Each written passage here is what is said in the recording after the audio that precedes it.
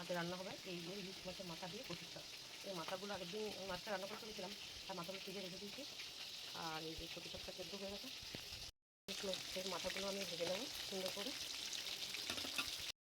তেলের মধ্যে আমি জিরে আর কাঁচা লঙ্কা দিয়ে দিয়েছি। তারপরে আমি কচুর শাক সেদ্ধটা দিয়ে নুন হলুদ দিয়ে আবার ভালো করে নাড়িয়ে দিচ্ছি।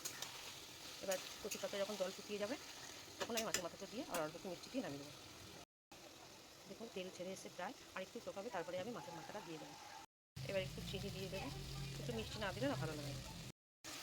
চিনি দিয়ে একটু নেড়ে নিচ্ছি, প্রায় ভালোই শুকিয়ে এসে এবার আমি মাছের মাথাগুলো দিয়ে দিচ্ছি। মাছের মাথাগুলো দিয়ে ভালো করে নেড়ে নেবো।